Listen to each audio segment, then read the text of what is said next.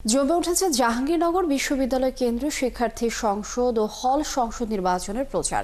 জোটবদ্ধ ও স্বতন্ত্রভাবে ভোট চাইতে মাঠে নেমেছেন প্রার্থীরা। তবে ভোটাররা বলছেন বাস্তবসম্মত প্রতিশ্রুতিগুলো তারা সাদরে গ্রহণ করবেন। এদিকে জাকসু বানচালের অপচেষ্টা রুখে দেওয়ার পাশাপাশি প্রার্থীরা দাবি জানিয়েছে সংলাপ ও ভোটের সময় ক্লাস পরীক্ষা শিথিলের। রায়ান বিন আমিনের তথ্য ছবিতে প্রতিবেদন। পঞ্চম দিনে সকাল 11:30টার দিকে ছাত্রদল সমর্থিত প্রার্থীরা বিশ্ববিদ্যালয়ের পুরাতন কলা অনুষদ এবং নতুন কলা অনুষদ থেকে প্রচার শুরু করেন।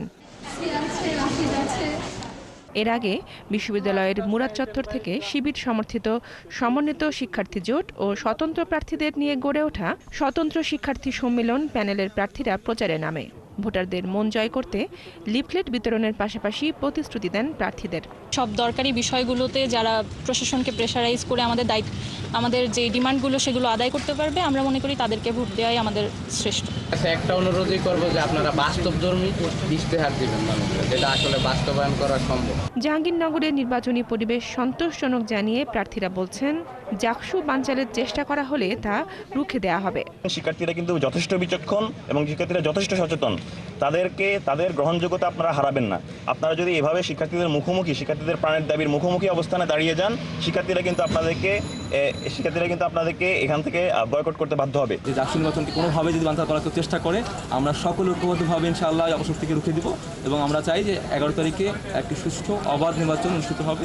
অনেক প্রার্থীর দাবি নির্বাচনী সংলাপ ও ভোটের সময় ক্লাস পরীক্ষা শিথিলের, কারণ সংলাপের মাধ্যমেই ভোটাররা যেন প্রার্থীর যোগ্যতা বুঝতে পারে।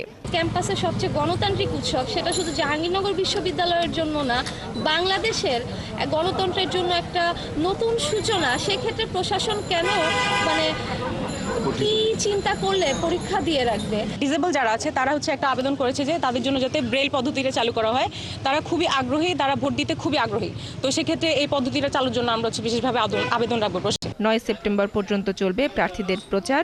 11 সেপ্টেম্বর হবে 10ম জাকসু নির্বাচন। নির্বাচনে ভোট দেবেন 11,919 জন। আগামী 11 সেপ্টেম্বর। বনশ্রী হালদার, 71। জাহাঙ্গীরনগর বিশ্ববিদ্যালয় কেন্দ্রীয় ছাত্র সংসদ নির্বাচনের আজকের দিনের কার্যক্রম জানাতে যুক্ত হচ্ছেন সহকর্মী জাহিদুল ইসলাম অনেক প্রার্থীদের প্রচার কেমন চলছে এই মুহূর্তে, কি দেখছেন তারা প্রচারে নেমে কি বলছেন, এখন পর্যন্ত নির্বাচনী পরিবেশ কেমন দেখছেন?